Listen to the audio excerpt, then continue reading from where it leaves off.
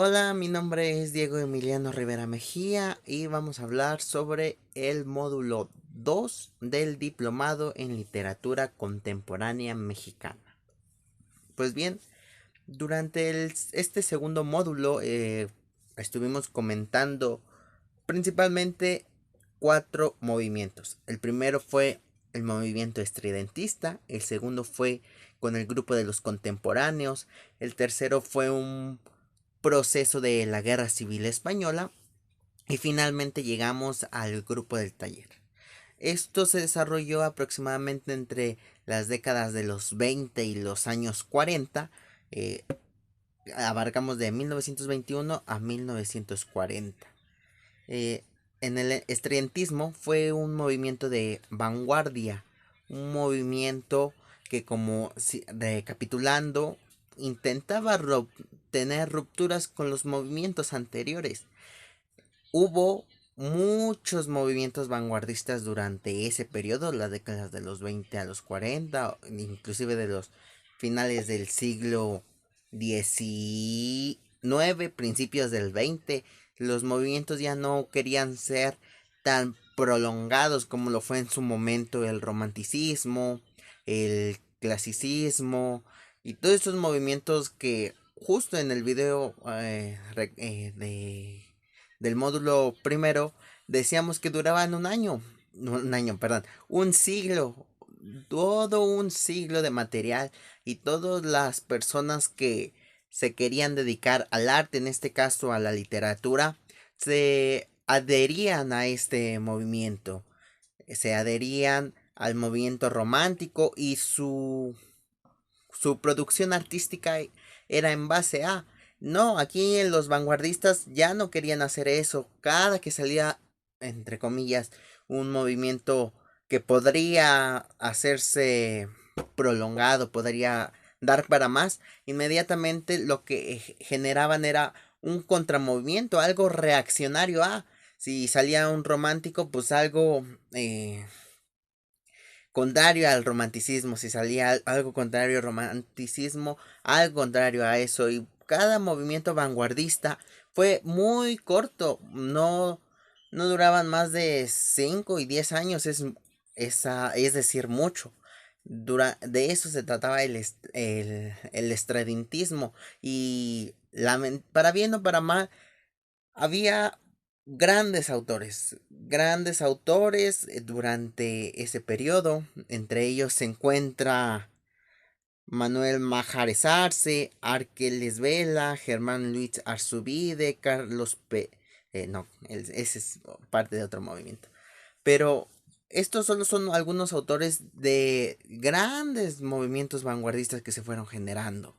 Y desgraciadamente fue fueron movimientos que no se pudieron explotar, no pudieron darse a más, justo por su propia transición de ser muy limitados.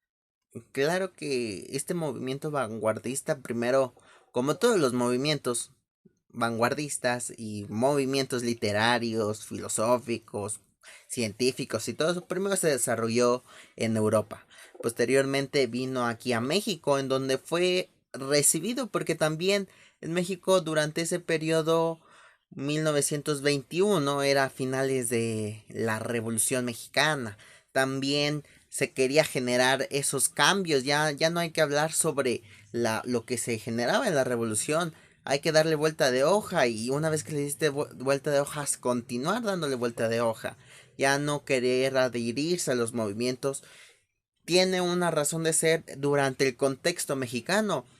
También de la década de los 21 a los 40, no solo fue una época difícil para México, en donde si bien tuvo varios conflictos internos para poder consolidarse como país, estuvo primero la institucionalización de la revolución con el Partido Nacional Revolucionario, se creó ese partido hegemónico, se empezaron a ver cambios políticos, ya había salido la Constitución de 1917 y en el mundo 1918 1808, si no mal recuerdo, empiezan a haber conflictos, pero inclusive antes, en 1914, ya se empezaba a generar la Primera Guerra Mundial, que duró, que bien terminó en 1918.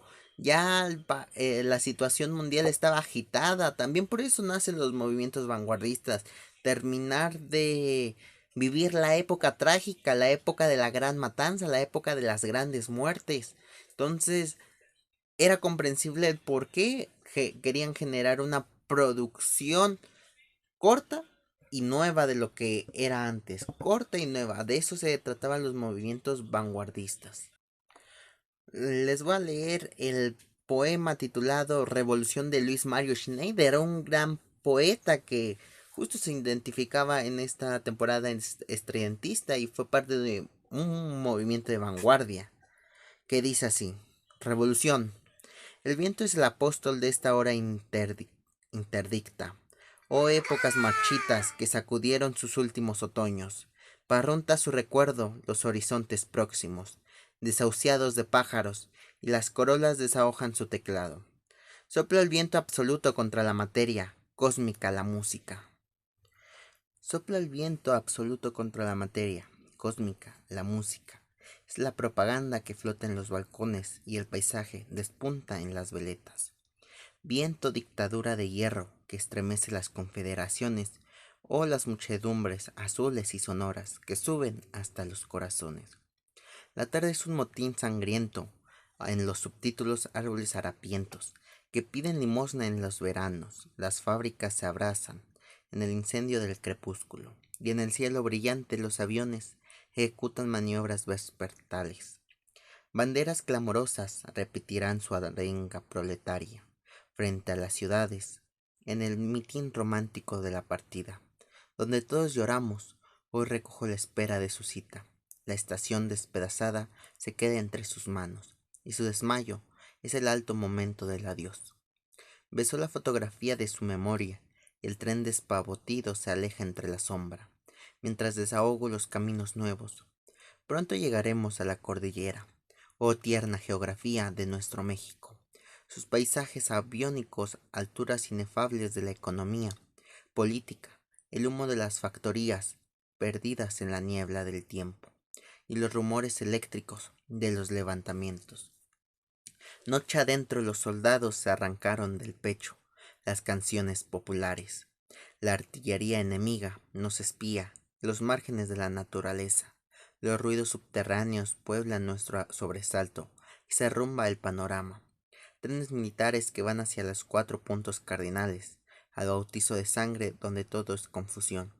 Y los hombres borrachos juegan a los naipes y a los sacrificios humanos, trenes sonoros y marciales, donde hicimos cantando la revolución.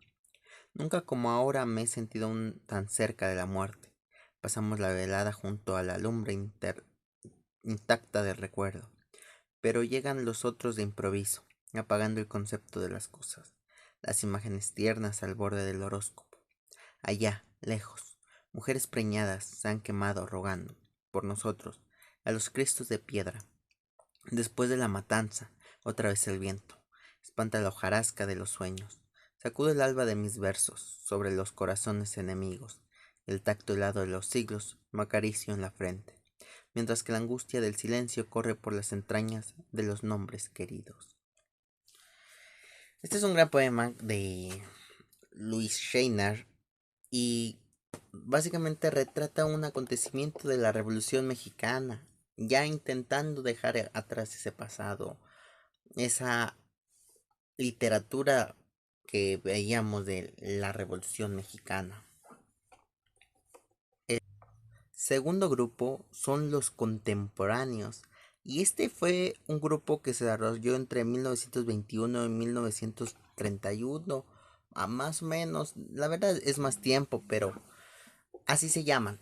Y este grupo de contemporáneos mexicanos eran todos, si podemos decir, intelectuales, algo que ya no existe hoy. Aparte de los grupos políticos que nomás se dedican como a la política, pero que no tienen de rigor intelectual, algo que podríamos ver como en épocas de final e inicios del siglo XX. Ya no hay tanto intelectual en los santos mandos como entonces. Justo todos estos personajes que pertenecieron al grupo de los contemporáneos se distinguían por su rigor intelectual. Eran literatos, eran multidisciplinarios, algunos arqueólogos, algunos estaban en la política, bueno, casi todos estaban en la política, literatos, docentes, eran de una multidisciplinariedad amplia, tenían varias perspectivas. Hoy en día es muy difícil ver a un político o alguien que ocupe la Secretaría de Gobernación, de Cultura, de Agricultura, del Medio Ambiente, una persona multidisciplinaria que si bien sea de carácter político, sea especializado en su área, también tenga estas notas artísticas, ya sea en cualquiera de las expresiones del arte, la música, la literatura, la pintura, la danza, ya es muy rara o casi imposible ver a un personaje así. Y entre ellos no están, entre el grupo de los contemporáneos no está nada más ni nada menos que Carlos Pellicer, una persona de renombre en México. Básicamente casi todos los mexicanos podrían conocer al menos el nombre de Carlos Pellicer por su gran obra que ha hecho. Tiene unos poemas grandísimos, de gran riqueza literaria. Y no solo se quedaba su obra literaria en los poemas, también eran ensayistas, eran críticos, eran cuentistas, eh, aparte de ser políticos, también se dedicaban y ejercían una buena literatura de varios aspectos. No solo eran novelistas o poetas, no, abarcaban todo lo que podría decirse que conforma la literatura. También tenemos a Javier Villarrutia, Jorge Cuesta, José González Corostizo, Juan Torres Bodet, Salvador Novo, Gilberto Owen, Bernardo Ortiz de Montellano, perdón. Y un segundo grupo asociado a los contemporáneos. Estos que se dijo anteriormente, podríamos decir que eran como el núcleo principal. Ya el grupo anexo sería Enrique Abreu Gómez, José Martínez Sotomayor, Eduardo Villaseñor, Eduardo Luquín, Fernández de Gasteu, Samuel Ramos, Octavio G. Barreda, Carlos Díaz Dufo, Asemio Mena, Agustín Lazo, Nandino Celestino, Enrique Mungía, Alfonso Gutiérrez y Rubén Salazar Mayén. O sea, eran personajes de renombre y muy importantes para la época. No se encontraban solo en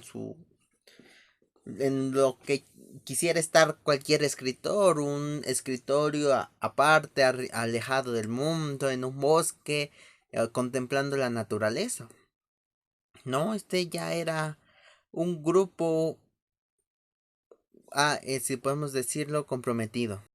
Y justo también eran intelectuales porque todos pasaban por la institución, podemos decir. No era una institución, sino la institución de ese entonces, la cual era la Escuela Nacional Preparatoria, fundada por, los grandes intelectuales que se mencionaban en el módulo anterior.